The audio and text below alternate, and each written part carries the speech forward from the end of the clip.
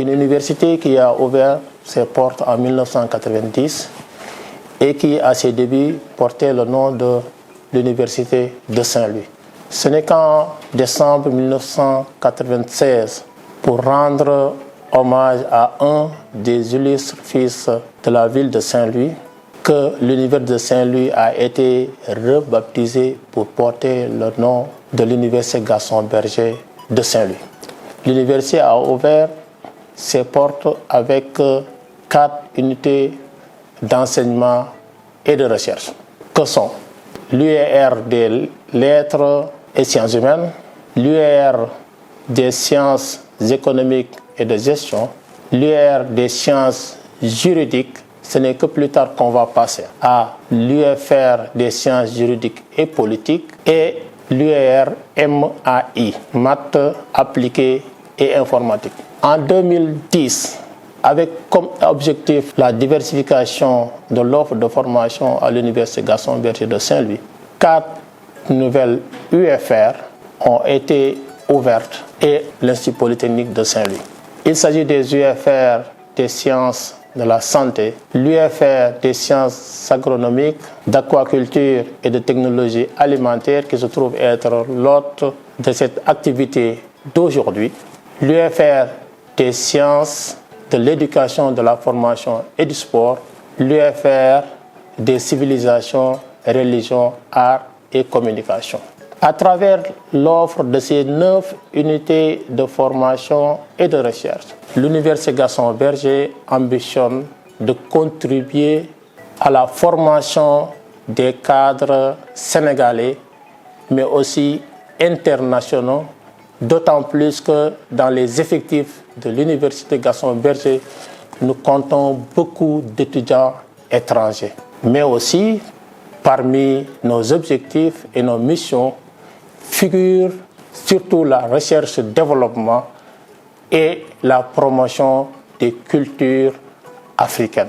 L'université a une 3e mission qui se trouve essentielle aujourd'hui dans la politique de nos institutions supérieures qui se trouve être la mission à la communauté.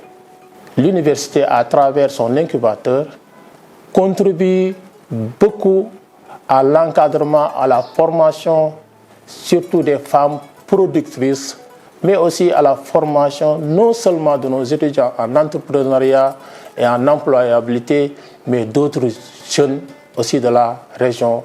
C'est pourquoi nous saluons cette initiative collaborative entre nos partenaires pour une modernisation dans le cadre d'un projet de la conservation par fermentation du poisson, mais aussi l'amélioration de la qualité du poisson séché que nous appelons guedji chez nous. Cette UFR a été créée en 2010. À partir de 2011, nous avons le laboratoire des sciences biologiques, agronomiques, alimentaires et de modélisation des systèmes complexes. Ce laboratoire-là participe à activer la coopération technique pour faire face aux défis de la sécurité alimentaire et de la résilience aussi. Notre UFR compte 4 départements.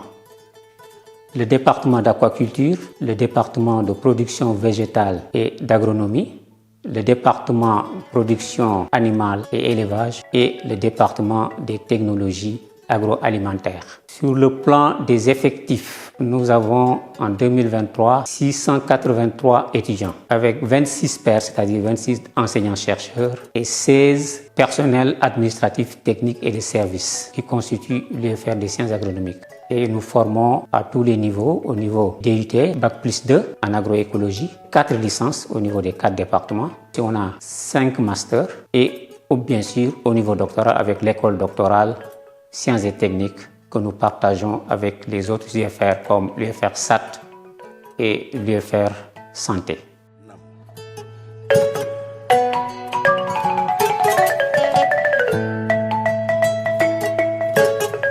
LABAM signifie laboratoire des sciences biologiques, agronomiques, alimentaires et de modélisation des systèmes complexes.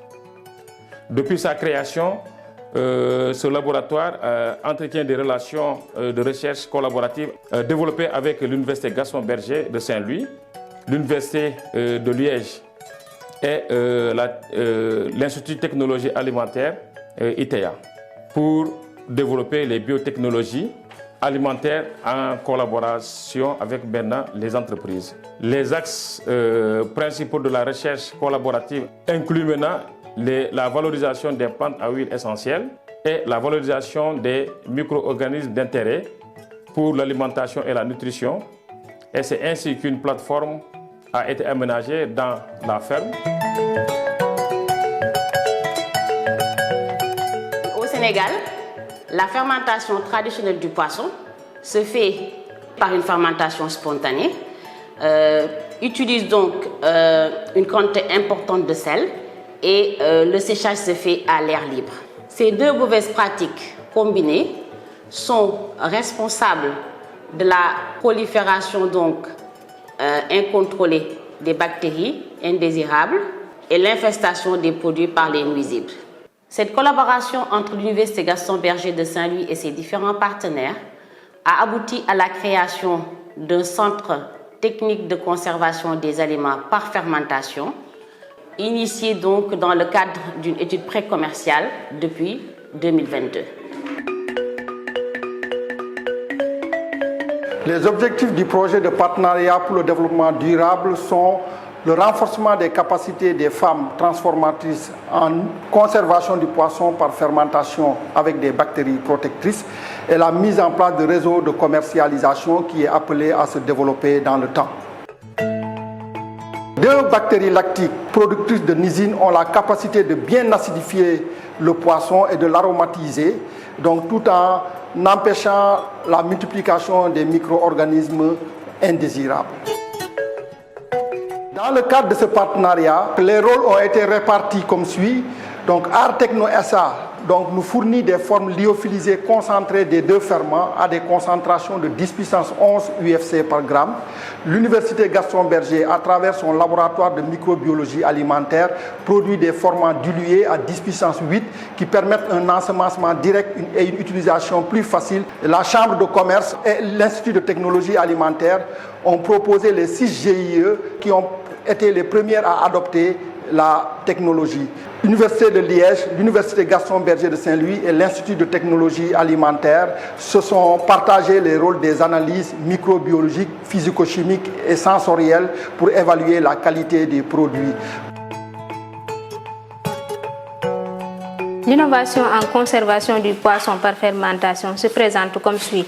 D'abord, le poisson cru paré est fermenté par immersion dans une solution technologique à base de mil et de sorgho, accompagné des ferments B1410 et B1426. La fermentation se fait à une température entre 25 et 30 degrés Celsius durant 17 à 18 heures.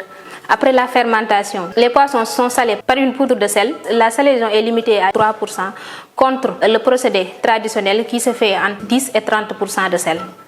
Après l'étape de salaison, les poissons sont déshydratés dans une serre à ventilation naturelle. La température de la serre avoisine 50 à 65 degrés Celsius et le séchage se fait durant 24 heures de temps. Après ce processus de fermentation, on obtient des poissons fermentés de qualité et bien séchés, aptes pour la consommation.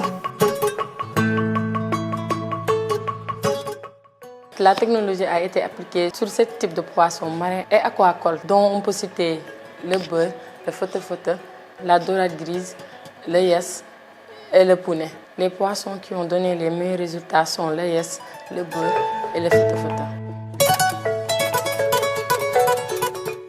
Le bilan global du projet se présente comme suit. Nous avons eu à former 12 femmes à l'utilisation de la technologie, notamment des ferments pour faire du poisson conservé par fermentation.